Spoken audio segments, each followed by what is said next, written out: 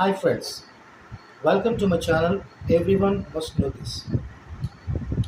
ఈరోజు ఒక ముఖ్యమైన విషయం ఏంటంటే నేటి నుంచి కొత్త చట్టాలు అమలు కాబోతున్నాయి.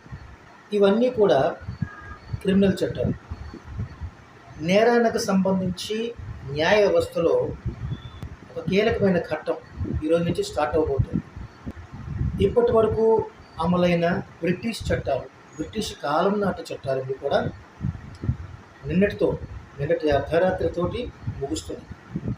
సిఆర్పిసి బదులు బిఎన్ఎస్ఎస్ అని, ఐపీసీ స్థానంలో బిఎన్ఎస్ అని, ఎవిడెన్స్ యాక్ట్ స్థానంలో బిఎస్ఏ అని కొత్త చట్టాలు అమలు కాబోతున్నాయి. బిఎన్ఎస్ఎస్ అంటే భారతీయ నాగరిక్ సురక్షా సంహిత అని, బిఎన్ఎస్ అంటే భారతీయ న్యాయ సంహిత అని, బిఎస్ఎన్ అంటే భారతీయ సాక్ష్య అధినియం అని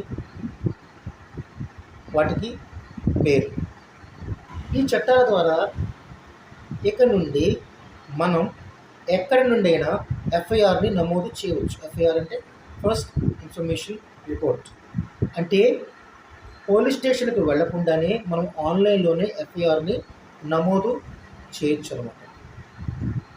అలాగే కొత్తగా వచ్చిన ఈ యొక్క చట్టాల ద్వారా ఆడియోకు, వీడియోకు సాక్ష్యాలుగా ప్రాధాన్యతలు ఇస్తున్నారు. అలాగే ఎక్కడైనా ఒక నేరం జరిగిందంటే ఆ నేరం జరిగిన వెంటనే మనం ఆ వీడియో తీసి, అంటే ఆ నేరం జరిగిన ప్రాంతాన్ని అంతటినీ కూడా మొత్తం వీడియో తీసి స్టార్టింగ్లోనే ఆ వీడియోని ఒక క్లౌడ్ స్టోరేజ్లో భద్రపరచుకోవచ్చు అన్నమాట. మహిళలపైన కానీ చిన్నారులపైన కానీ జరిగిన నేరాలు ఏమైనా ఉన్నట్లయితే వాటికి సంబంధించి విచారణ 2 నెలల్లోగా పూర్తి చేయాలి.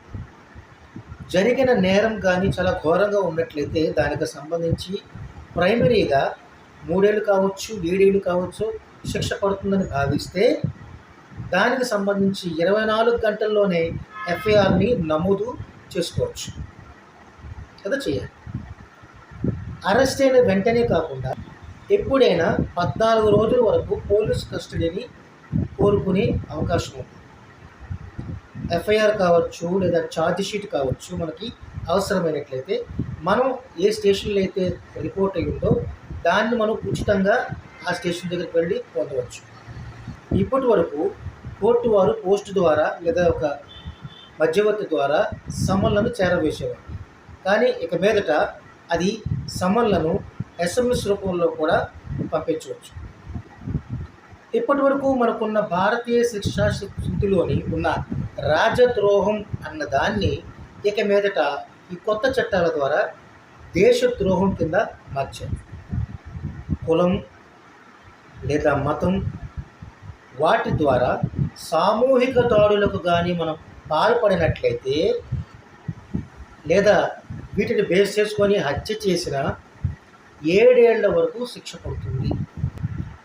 అలాగే నకిలీ నోట్లను తయారు చేయటం, వాటిని స్మగ్లింగ్ చేయడం ఉన్న వాటిని ఉగ్రవాదం కింద పరిగణిస్తున్నారు ఈ యొక్క చట్టాలు. అలాగే విదేశాల్లో ఉన్న మన ఆస్తులను కనుక ధ్వంసం చేసినట్లయితే దానిని కూడా ఉగ్రవాదం కింద పరిగణిస్తున్నారు. అలాగే ఎవరైనా సరే తమ డిమాండ్ల సాధన కోసం వ్యక్తులను బంధించడం లేదా కిడ్నాప్ చేయడం వంటివి చేసినట్లయితే దానిని కూడా ఉగ్రవాదం కింద పరిగణలోనికి తీసుకుంటున్నారు. పిల్లలని కొనడం, అమ్మడం వంటిని ఘోరమైన నేరాలుగా పరిగణిస్తున్నారు. ఒక మైనరు బాలికపై సామూహిక అత్యాచారానికి పాల్పడినట్లయితే దానికి శిక్షగా మరణశిక్షని విధిస్తున్నారు లేదా జీవిత ఖైదైనా చేయొచ్చు. ఇందులో కొత్తగా చేర్చింది ఏంటంటే పెళ్లి చేసుకుంటానని నమ్మించి లైంగిక సంబంధం పెట్టుకొని ఆ తర్వాత వదిలేసినట్లయితే ఇప్పుడు చెప్పిన ఈ యొక్క జీవిత ఖైదు కావచ్చు లేదా మరణశిక్ష కావచ్చు, ఆ యొక్క శిక్ష విధింపబడుతుంది అన్నమాట ఆ నేరానికి. మహిళలపై లేదా పిల్లలపై జరిగిన నేరాలకు సంబంధించి దగ్గరలో ఉన్న హాస్పిటల్స్ ఏం చేయాలంటే ప్రభుత్వ చికిత్స కానీ ఉచితంగా చికిత్స కానీ చేయవలసిన అవసరం ఉంటుంది. మహిళలు, 60 ఏళ్ల పైబడిన వ్యక్తులు, వికలాంగులు, తీవ్రమైన అనారోగ్యంతో బాధపడుతున్నవారు తమ ఇంటి వద్ద నుండే పోలీసు సహాయాన్ని పొందవచ్చు.